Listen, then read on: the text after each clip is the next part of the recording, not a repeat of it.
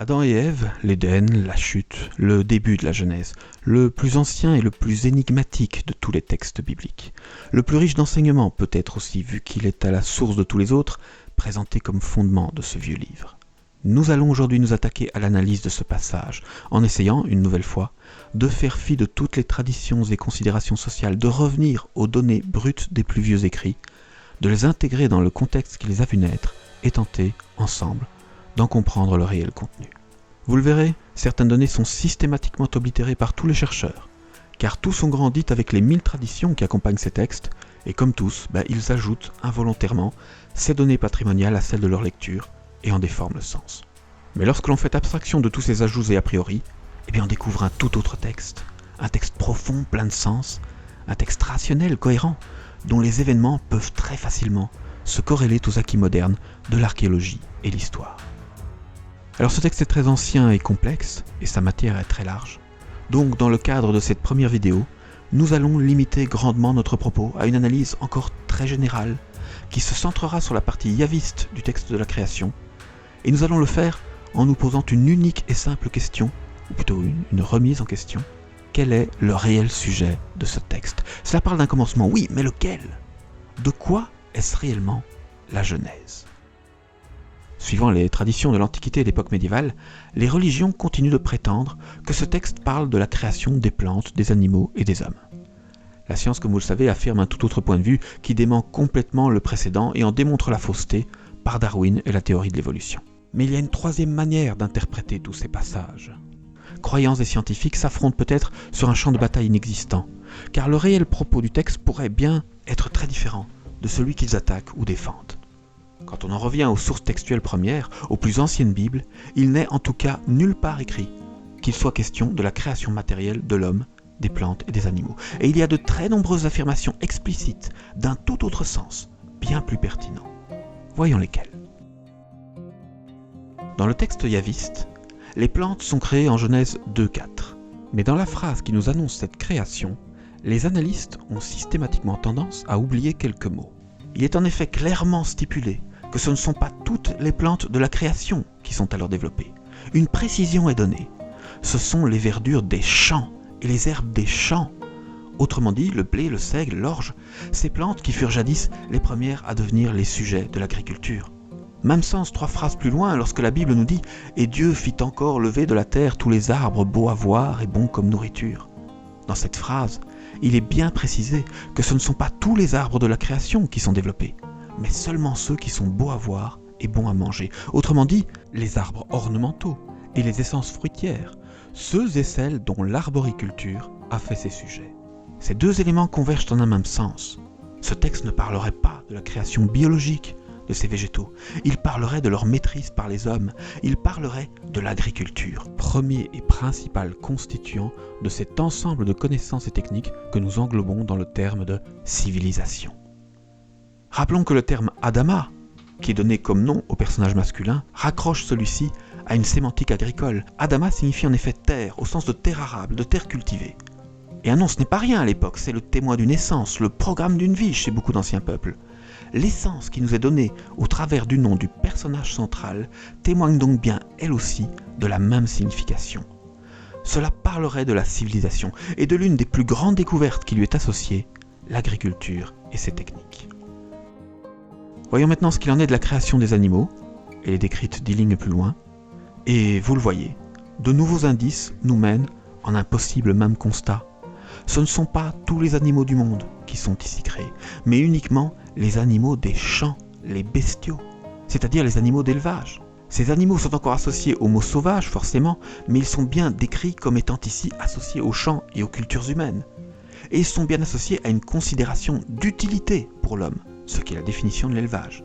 Rappelons à ce titre que le mot hébreu « gan », que nous traduisions jadis par « jardin » dans l'expression « jardin d'Éden », est bien aujourd'hui critiqué par la majorité des linguistes qui tous insistent sur l'inadéquation étymologique entre ce mot et son sujet. Le mot « gan » rend juste le sens d'un espace clôturé et non celui d'un jardin. Beaucoup de spécialistes pensent que le terme « enclos » serait la traduction la plus adaptée. Il serait donc en fait question des enclos d'Éden et non pas des jardins d'Éden, ce qui change grandement l'imagerie mentale que nous nous sommes tous faits de ce décor. Or ce mot est très présent, quasiment 20 occurrences rien que dans ce court passage. Yahvé Dieu planta un enclos, de tous les fruits de l'enclos tu pourras manger. Yahvé Dieu le renvoya hors de l'enclos, etc. Des enclos sont donc bien peut-être partout présents dans ce texte. Or les enclos sont, évidemment, un des éléments à l'origine de l'élevage, et s'étant encore plus fortement imposé au temps de la sédentarisation.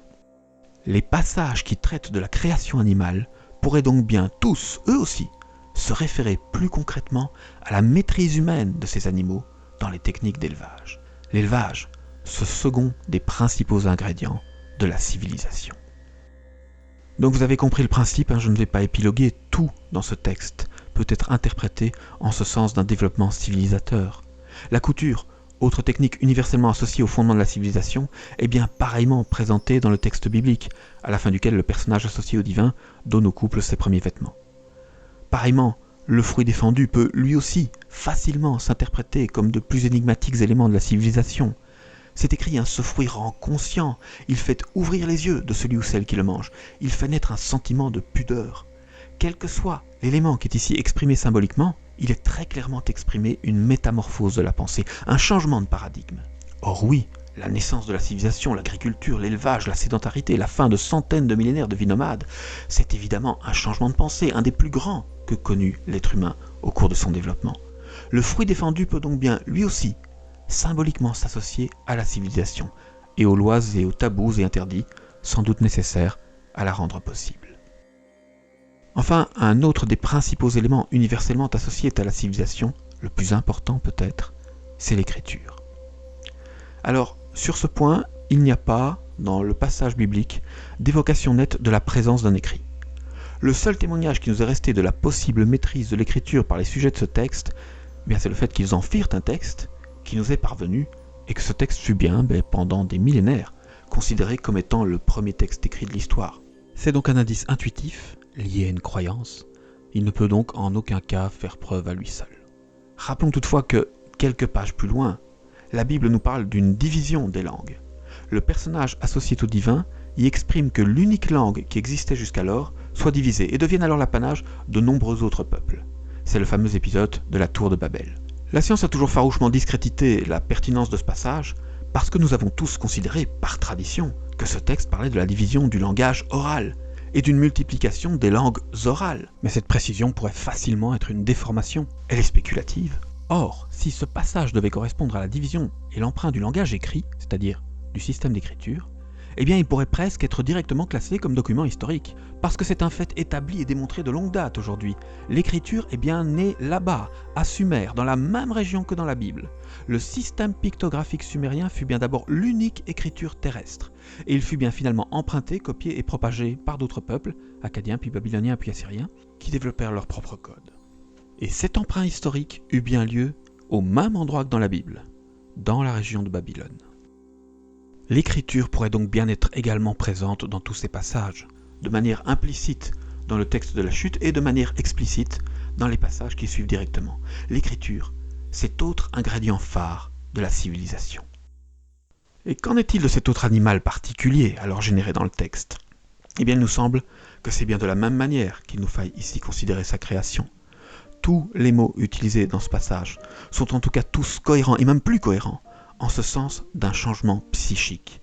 C'est principalement le mot hébreu « yatzer », former, qui est utilisé pour la création de l'homme. Dieu forme l'homme. Ce vocable a bien, encore aujourd'hui, beaucoup plus souvent valeur de modification psychique que physique. Quand nous parlons de nous former, de nous informer d'une formation, nous parlons bien toujours d'apprentissage. Le nommé Dieu modèle bien l'homme, il l'éduque, il le crée à son image psychique. Ailleurs dans le texte, c'est bien explicitement à une éducation du Dieu qu'il est fait référence. Et ce thème, cette opposition au caractère sauvage du monde avant l'intervention du personnage de Yahvé, ce thème est également un motif biblique récurrent dès la première ligne, qui nous force pareillement à concevoir le caractère de civilisateur du personnage divin de ces textes. C'est donc bien, très probablement, un sens global d'éducation qui est la moelle et le but de ce passage. On y voit Adam apprendre des mots nouveaux, on l'y voit faire ses premiers travaux des champs, recevoir ses premières directives, ses premiers interdits aussi. Et un but est formulé. Le personnage de Yahvé prévoit de renvoyer plus tard Adam pour cultiver le sol dont il a été pris. Sans conclure que le personnage d'Adam fut bien d'abord libre et vivant, en d'autres terres, qu'il fut ensuite emmené de son lieu d'origine pour être éduqué, et finalement relâché sur sa terre natale pour y propager la culture et les techniques apprises. Une succession d'événements, un schéma que nous retrouvons à l'identique dans plusieurs autres textes sumériens qui nous parlent de la propagation de la culture de ce peuple, comme par exemple dans le cas célèbre du personnage d'Enkidu dans le texte de l'épopée de Gilgamesh. C'est bien un motif, un but qui est défini par cette phrase, et ce but est bien celui d'une propagation de la civilisation, par le biais d'une sorte d'initiation, par le biais d'une femme aussi, dans le texte biblique tout comme dans le texte sumérien.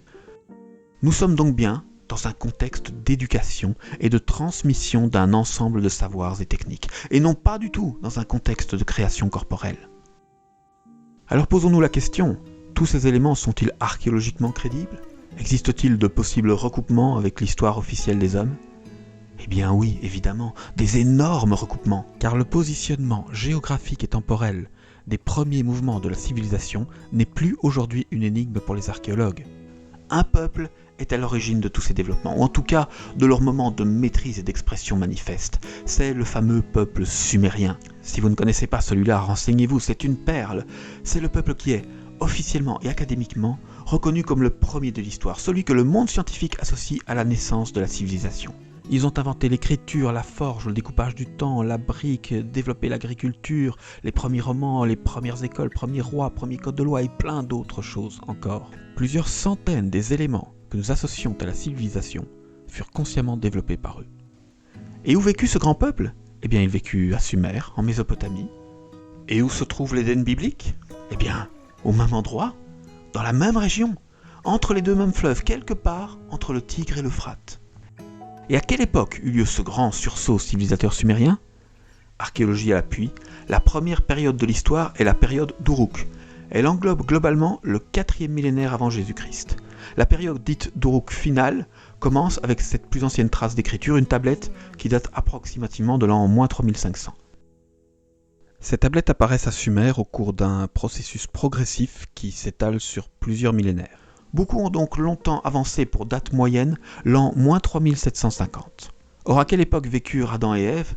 Eh bien, c'est beaucoup plus compliqué à affirmer, évidemment. Nous ferons à part une vidéo sur les datations. Mais, à défaut de mieux, rappelons le point de vue séculaire des religions concernées. C'est en l'an 3759 que le Vatican a positionné la chute et la création du monde. C'est du moins le point de vue qui fut jadis défendu pendant plus de 1000 ans, jusqu'à ce que Champollion présente au pape ses travaux qui démontrèrent que l'Égypte était plus ancienne, obligeant le Vatican à changer ses vues par la suite. Donc moins 3750, moins 3759, plus proche que cela, c'est difficile. Mais soyons rationnels et nuançons, cette correspondance est bien au moins partiellement une coïncidence. La date sumérienne est flexible de plusieurs siècles, et celle issue des chronologies bibliques contient des inepties qu'il nous faudrait d'abord solutionner. Nous le ferons, mais dans une autre vidéo. Contentons-nous donc, pour l'heure, de conclure que nous sommes bien, symboliquement, dans la même période. Ainsi, si l'on accepte de considérer que le réel thème de tous ces passages soit bien la naissance de la civilisation, eh bien, même en termes de lieu et de date, ce passage biblique reprend du sens et redevient très cohérent. Les éléments du texte attestent que son réel sujet soit la naissance de la civilisation et, justement, l'archéologie démontre formellement que ce sont bien à la même époque et dans les mêmes régions que sont effectivement apparus tous ces progrès. Oui, mais alors, Adam n'est pas le premier être humain sur Terre. Eh bien non, évidemment, il ne l'a jamais été. C'est seulement sur le plan symbolique que l'expérience dont il est l'objet a valeur universelle. Mais il n'est pas le premier homme biologique. Cela n'a d'ailleurs jamais été écrit dans la Bible. Il y a plein d'éléments qui trahissent la présence d'autres hommes dans ce texte. Les parents d'Ève sont cités, des villes sont décrites. La description du jardin d'Éden parle même de pays. Les hommes sont donc, évidemment, partout présents depuis très longtemps à ce moment-là. En fait, il n'y a qu'une seule phrase qui est à l'origine de cette idée de l'absence d'humain avant le personnage d'Adam. C'est la phrase de Genèse 2.5, celle qui affirme qu'en ces temps-là, d'homme il n'y avait point. D'homme il n'y avait point, oui mais lisons cette phrase complètement. D'homme il n'y avait point pour cultiver le sol. Tels sont les réels mots du texte. Il n'a donc jamais été écrit qu'il n'y avait pas d'homme. C'est bien uniquement l'homme cultivateur qui est ici décrit comme absent. Et c'est donc bien cette spécificité nouvelle qui est le sujet, l'enjeu et le but de ce texte. Alors était-il abusif de dire que ce texte parlait de la naissance de l'homme ? Eh bien, tout dépend de ce que nous définissons par ce terme. Dans l'optique d'une naissance de la civilisation, les propos de ce texte pourraient bien en tout cas être très pertinents. Ce texte nous parle d'un changement dans la psyché. Il nous parle de la transformation psychique de l'homme primitif en homme civilisé. Il parle de la naissance d'un ressenti, le sentiment d'humanité. Et si tant est que ce sentiment puisse bien définir l'homme, alors oui, ce texte a bien toujours parlé de la naissance de l'homme. Et, paradoxalement, tous ces scientifiques qui tentent ont décrié la Bible sur ses prétentions originelles, eh bien ils ont tous pareillement continué, eux aussi, de leur côté, à associer cette même période historique à une naissance, celle de l'histoire. Croyants et scientifiques sont donc beaucoup plus proches qu'ils ne le pensent les uns des autres. Il suffit de corriger un petit biais de sujet pour se rendre compte qu'ils parlent en fait presque de la même chose et ce depuis très longtemps. En faisant un tout petit effort d'un côté comme de l'autre, on arrivera donc peut-être un jour à pouvoir enfin réconcilier ces tendances et reparler rationnellement de tous ces sujets. À l'heure de la multi-intelligence, ce genre de développement devrait normalement devenir possible. C'était Alan Arsman, merci à tous de nous avoir écoutés et à bientôt pour la suite. Au revoir.